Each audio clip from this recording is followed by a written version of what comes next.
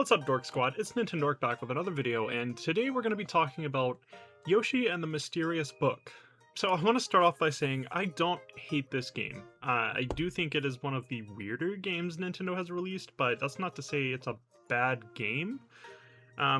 Basically though, in this video I'm going to be talking about my thoughts overall on how I feel about the game and whether or not I think it's worth the asking price of $70, because that is kind of a lot of money. Now, I know I'm a little late to the party on this one. I've really been taking my time with this game. I've been doing like, you know, like a level or two a night, and I thought about doing like an early impressions video or something along the lines of that, but I thought it'd be better just to wait till I at least beat the game and then talk about how I feel about it after. So yeah, that's exactly what I've done. I literally just rolled credits on it uh, maybe 15 minutes ago, and I have some thoughts. So without further ado, let's get into it.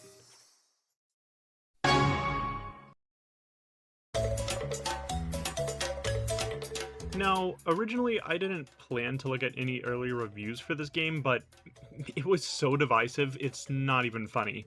There were a lot of negative reviews, and I really wasn't expecting that. Like, granted, I didn't think this game was going to be Nintendo's next big hit or anything, but I didn't think people would hate on it. It was honestly inescapable in some ways, because it felt like everywhere I looked, people were saying it was for babies and younger children. One reviewer, I don't remember who it was, but I'm pretty sure one reviewer actually used that as a crutch in their video, and like got a clip of their toddler saying that they didn't want to play this game, and that's kind of wild in my opinion, using that to justify how they feel about it. Sitting here editing the video, and I just found out it was IGN that did that. So I have the clip for you. Actually, you can see me recording, but I have the clip for you. Listen to this. This is absolutely wild. Do you want to keep playing Yoshi? No. What do you want to play? Kirby. You like Kirby more? Yeah? Okay, we'll play Kirby instead. Wild.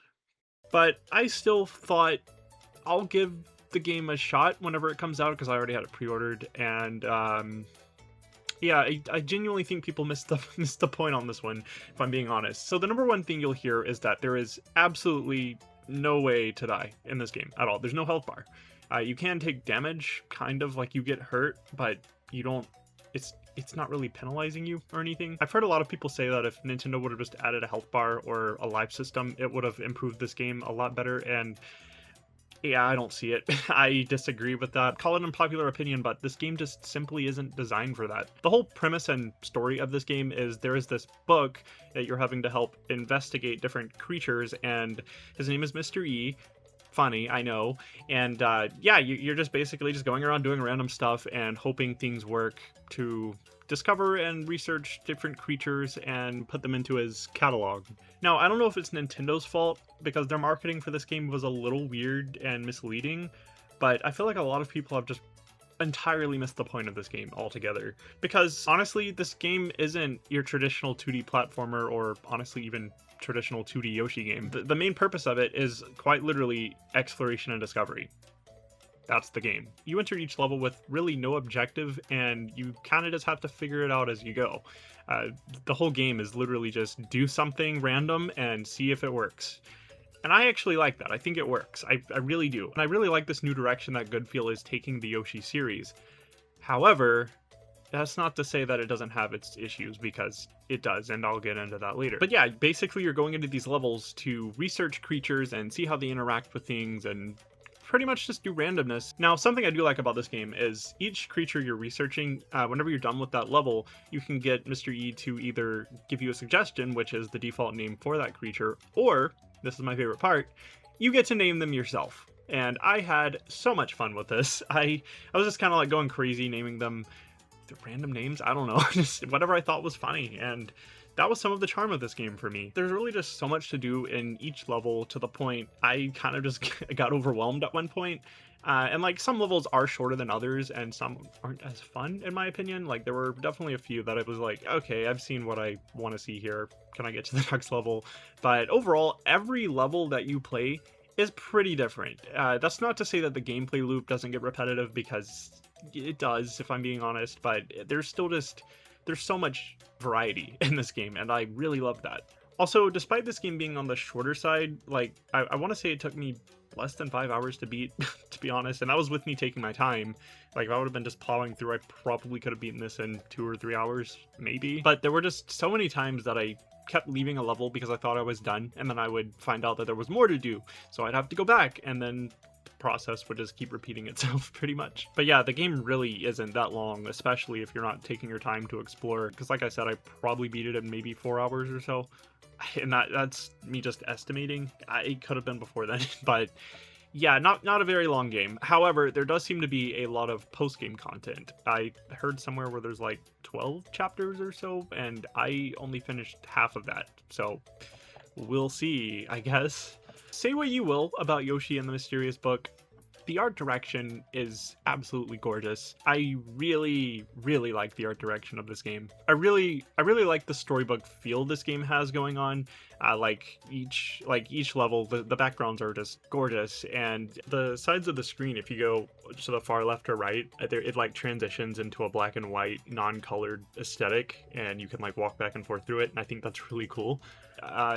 There's also like a cool, something I thought was cool that I noticed fairly early on, like literally within the first level, is that every level you can see in the foreground and background that there are different texts, and it really just plays up that you're in a storybook, and I love that. I will say though, something I did notice that I've looked into a little bit, but I don't think a lot of people have had the same issue as me. I've seen a few people, but the game really doesn't look that good handheld.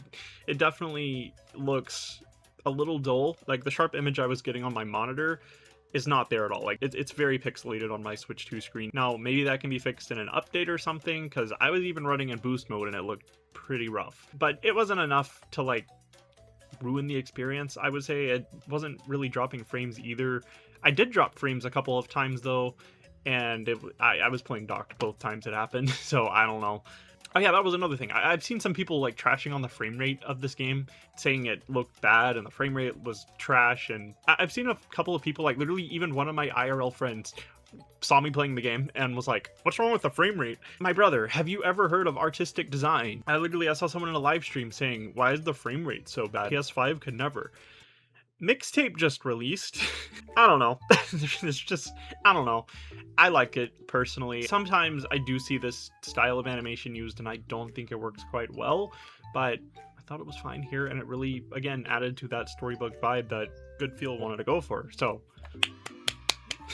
I guess like the only other thing I really want to talk about, while I do disagree with the idea of a health bar being in this game, something I do think maybe it wouldn't have helped for, but I feel like shouldn't have been in the game at all, are boss fights. There are boss fights in this game, and they just kind of happen. It's really just a waiting game because, again, you have no health bar, and you're just having to like use different things in the levels and wait it out, and it's just a really slow process.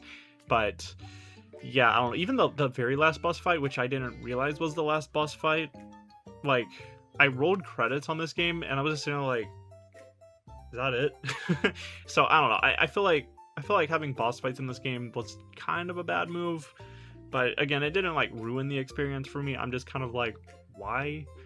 I almost forgot to mention, this game does have amiibo functionality, and I got to use my Yarn Yoshis from Yoshi's Woolly World. So I do think that the amiibo function could have been a little better, because all it really does is give you like money to spend on hints, and that's cool, but especially compared to like previous titles, yeah, I wish we would have had more variety, because like Yoshi's Woolly World and Crafted World, granted I've never played Crafted World, but I do know it had decent amiibo functionality. You could get different costumes for your Yoshis, and that would have been cool here, but you literally only have like a select few different colors, and that's it. So yeah, I wish amiibo support would have been a little better. Basically all of the Yoshis plus Poochie, and I think Bowser Jr. is also scannable.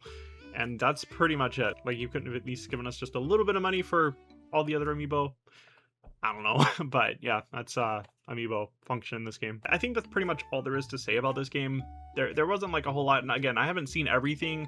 I just kind of wanted to at least get my review out from what I've played of the main story. But do I think this game is worth $70? Absolutely not. I actually got it $10 off through Walmart, so that helped a little bit, but I still feel like even 60 is too much for this game. And that's how much it is digitally. This is the first game on the Nintendo Switch 2 that introduces variable pricing as far as digital versus physical. So, you know, physical copy is 70 and the digital copy is 60. But I don't know. I feel like a good price point would be 40 to 50. And that would, like, personally. So maybe wait for a sale on this one. Now, I would still recommend this game. I just would definitely wait for a sale and don't go in expecting a traditional 2D Yoshi experience. This is so different from what we're used to. And again, I think this game has gotten more hate than it deserves. It's different from what we're used to, and I feel like some of it does fall on Nintendo for the way they marketed this game, but what can you do? So overall, I think if I had to give this game a rating, 1 through 10, I think I'm sitting at around like a 6.5 or 7. Anyway, with all of that said, I know this was a quick rambly video, but I had so many thoughts and I wanted to get them all out.